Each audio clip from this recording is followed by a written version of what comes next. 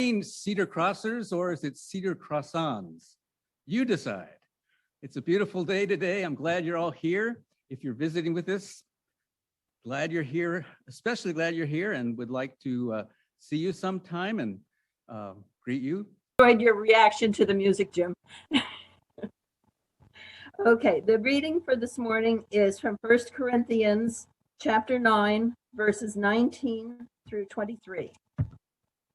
For though I am free with respect to all, I have made myself a slave to all, so that I might win more of them.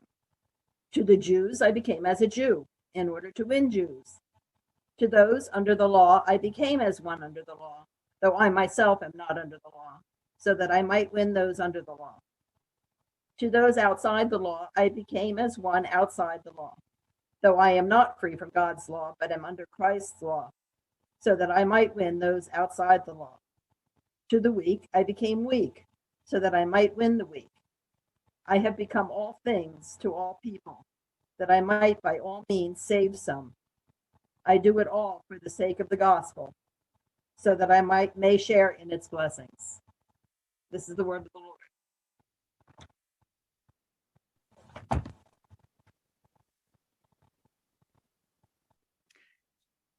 When I was in high school, every year, our youth group went on a mission trip. The first one, when I was a sophomore, we went to Utah. And we went and worked at a Presbyterian school at a little town called Mount Pleasant on the Wasatch Plateau above Provo. We built sidewalks, we painted houses, I think they built a shed, and all the money for the supplies was raised by the church. What do you know? We raised enough money that we had money left over, and our pastor, Reverend John Dennis, decided to do something creative with it. And he had a contact at a Black church in Portland and invited 3 young men to join us on our trip for a week in Utah. 3 men were from the Albina district in Portland. They wore large, colorful brim hats, and they had lots of bling. This was in 1973, and I don't know if bling was even a thing then, but they had it. In retrospect, I kind of wonder if anybody stopped to think about the wisdom of taking 3 young Black men to Utah.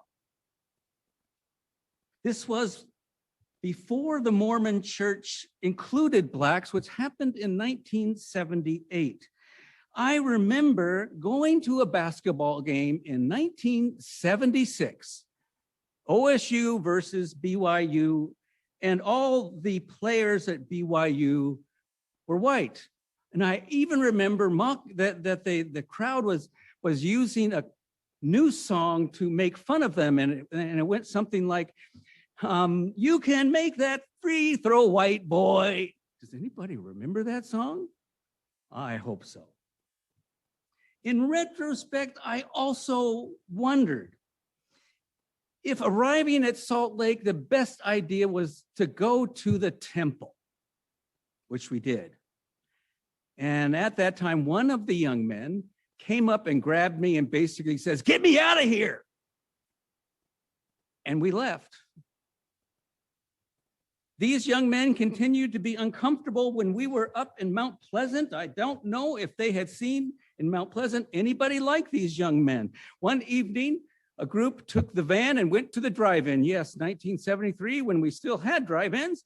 And a friend and I decided we changed our mind and wanted to go to the movie. So it was some walking distance. We went over to the drive-in. And when we got there, we climbed on top of the van. Mistake.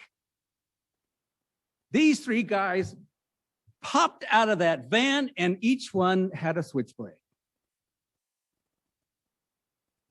Now, afterwards, there was discussion. Shouldn't they give their switchblades to the adults? But looking into their eyes, I knew it wasn't going to happen.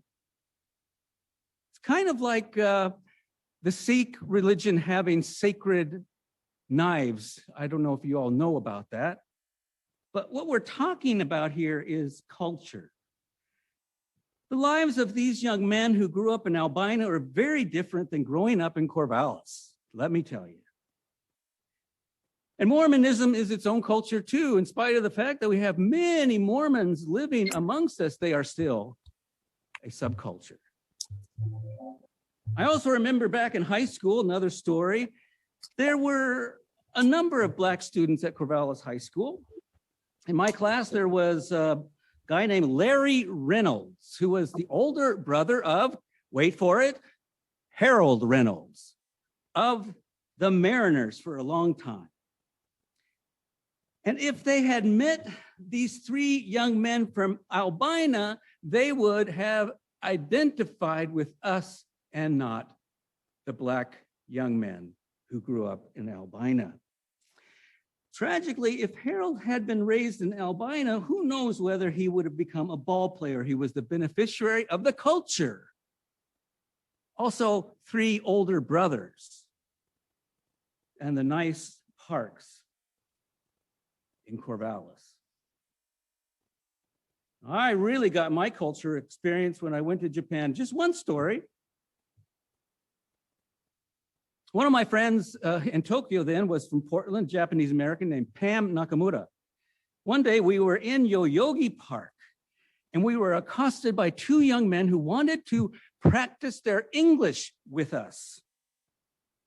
They accosted Pam actually, and they said to her in Japanese what they wanted. The fact is, I studied Japanese for a year at Oregon State. I had been more attentive at learning about Japanese culture. She knew about the foods, Japanese foods, everything, but she turned to me and said, I think this one's yours.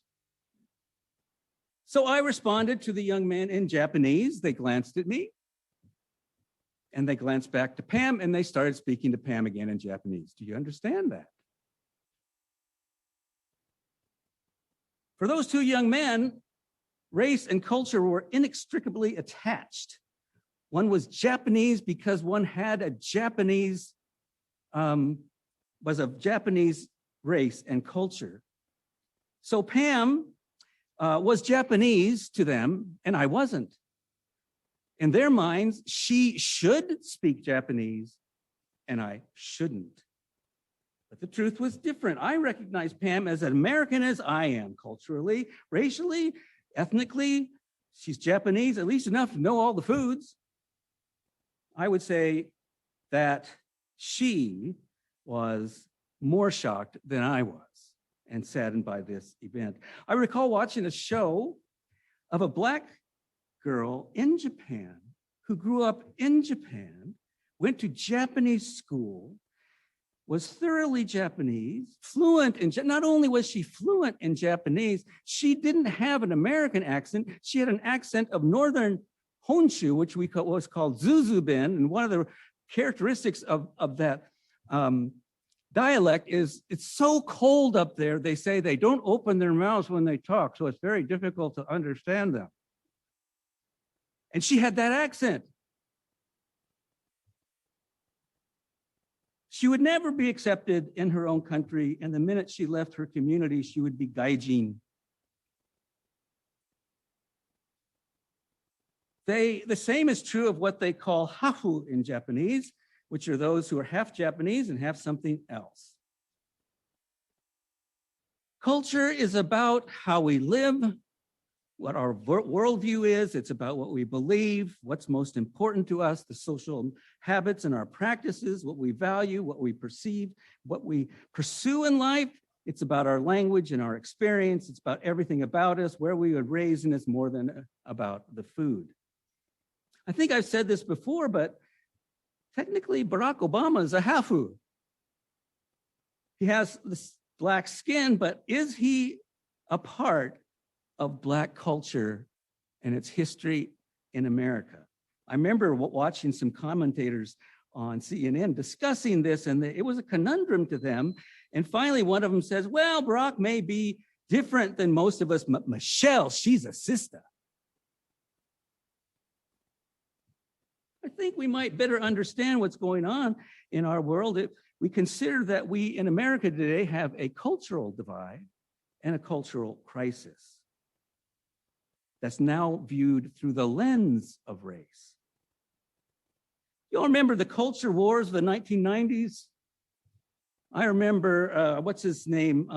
Buchanan, Pat Buchanan at the 1992 Republican convention, his whole speech was about culture wars.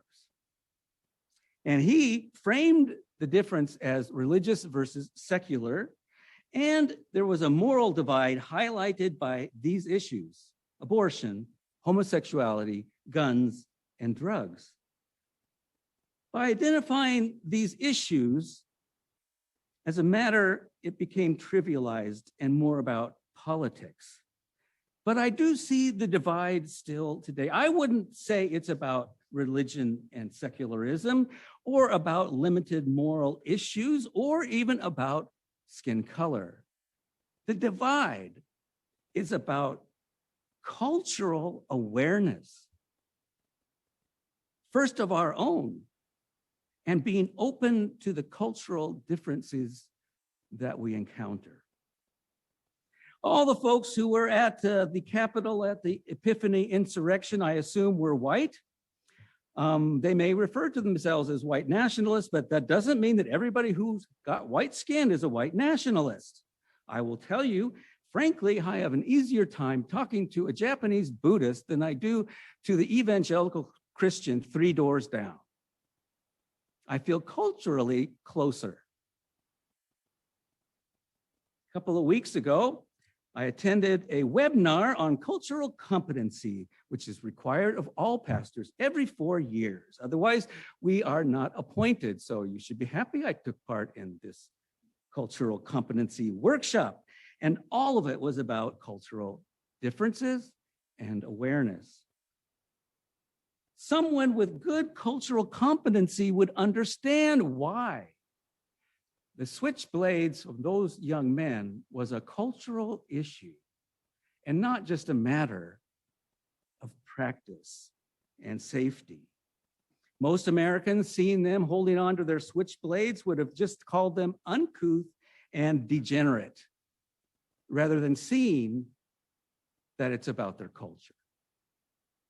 Parenthetically, we have to remember that guns in America is a cultural issue. For gun rights advocates, it's a cultural and moral issue, has nothing to do with practicum, and reason and words will never dissuade them because it's their culture. In this curriculum, we studied one of the first assumptions is that awareness of other cultures, cultural competency, is developmental. That people move or should move from a monocultural to an intercultural mindset. Development means growth, means growing in grace. And it's our responsibility to understand race and culture. We need to see culture and cultural awareness as something to strive for and grow into, rather than dualistically as us versus them, our culture versus their culture. Okay, developmentally in this curriculum, there were 6 stages of cultural competency.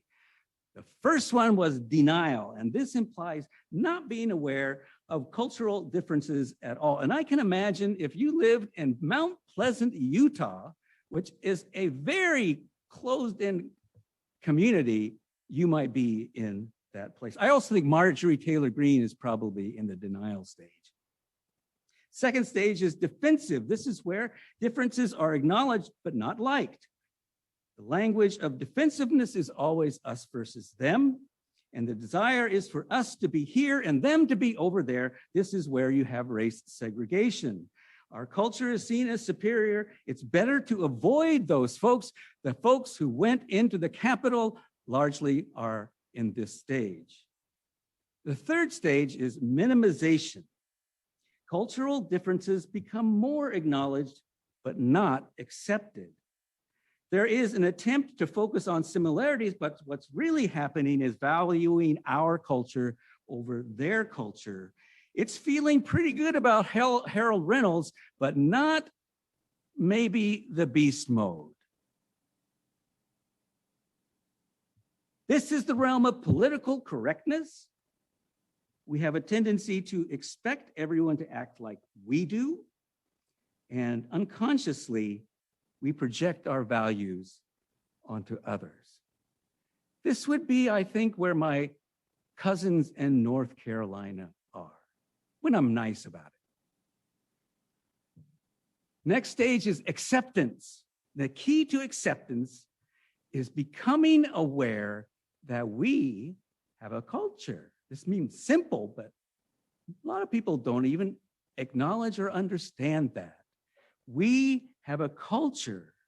Then there are many cultures. It's not us or them, superiority or inferiority. We all have different cultures and we are equal. That's a big step. Adaptation is the next step. As we understand that we have a culture and that they have a culture too, we adapt our behavior based upon the culture that we are in. Based upon the culture that we are in. When one goes to Japan, you don't shake hands. You also never blow your nose into a handkerchief and put it back in your pocket. No shoes inside. No soap in the bath. There are many others. You adopt yourself to the culture that you are in. Finally, integration, when our knowledge and experience of other cultures allows us to move back and forth between cultures seamlessly. Now, you might wonder, where are we at in this model? I can't tell you that, but I can tell you statistics. Those in the denial and defensive stage, about 18%. Minimization is over 50%. 15% reach acceptance, 2% get up to adaptation, and hardly anybody gets to integration. What does this have to do with the Bible? I think the Apostle Paul was at least at adaptation, at accepting other cultures and changing himself based upon what culture he is in. We forget that the same kind of dynamic was part of the world that the New Testament was written in. Pax Romana allowed for cultures to intermix. It really hadn't happened that often before. When the Israelites were carving out the Old Testament, cultures were other. The only good Philistine is a dead Philistine. Paul in particular, all those who wrote texts that comprise the Bible, lived between two cultures. Raised as a Jew in cosmopolitan Tarsus, trained as a Pharisee, also a Roman citizen, speaking both languages, knowing both cultures. His call to bring the gospel to the Gentiles was to cross cultural boundaries. Traditional Christians in Jerusalem wanted all converts to follow the law, get themselves circumcised. And if they had done that, we would not be here today. Paul's experience and understanding of two cultures and his ability to go back and forth between them is one reason we are here today. With all this in mind, I hope this text that Phyllis read from 1 Corinthians makes a little more sense. I would like to read part of it again from the Message. Eugene, I was thinking Florence might read from the Message, but here we go. Even though I am free of the demands and expectations of everyone, I have voluntarily become a servant to any and all in order to reach a wide range of people. Religions, non-religious, meticulous moralists, loose-living immoralists, the defeated, the demoralized, whoever. I didn't take on their way of life. I kept my bearings in Christ, but I entered their world and tried to experience things from their point of view. Imagine that. Paul was able seamlessly to move between the cultures. Cultural integration was fundamental to Paul's gospel. The gospel is not culturally defined or limited. It adapts to culture. We have a culture, they have a culture. It isn't us or them. It's not minimization. And we cannot expect others to be like we are. It is actual awareness of differences and valuing those differences, and finally understanding that we will know the gospel more if we understand the gospel in other cultures.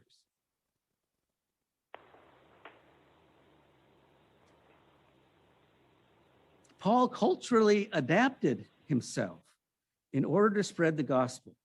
He became a Jew to court the Jews. He became a Gentile to court the Gentiles, and so on. The gospel does not belong to a single culture. And this is the great sin of American Christianity, to identify Christ with our culture. And that's what you saw running up the steps to the Capitol on the 6th of January. What Paul gave people was a vision of embracing diversity, of seeing the value many expressions of faith can have. The value of sharing these expressions without judgment or assumptions, and understanding that when we interact with others from other cultures, we benefit. Becoming more culturally competent, more knowledgeable, having more intercultural experience is a good thing in and of itself. It is at the heart of the gospel. There is a Methodist saying, to embrace diversity is to embrace God. I used to think of this as kind of a soundbite, but truly, it's about our heritage, and it is also biblical. Cultural incompetence feeds racism. Instead of judging others as racist, which usually does not work, we ought to identify cultural competence and to suggest that to be culturally competent is biblical and fundamental to living a Christian life. Our pastor, back when we went to Utah, and he decided to go up there to his friend in Portland to get these 3 young men to come with us. As I said, I wondered about his wisdom on that and wondered if it was the right thing to do, but maybe he knew all of that and did it anyway. Determined to take the risk that through that we would all grow. And we did. I have the story in my heart. Every time I have learned about another culture, I have grown and seen myself differently and understood my own culture better, not just in Japan, but with the French. C'est difficile. In New Mexico and North Carolina, one time when I was working at the International Department of Oregon State, I was with Saudis, and I learned about their life and their practice. And then I learned from 3 young men who grew up in Albina. Another one of my seminary professors has said of studying Buddhism, when I went to study Buddhism, he said, will not make you a Buddhist, but it will make you a better Christian. That was true for me. I think it would be true for all of us.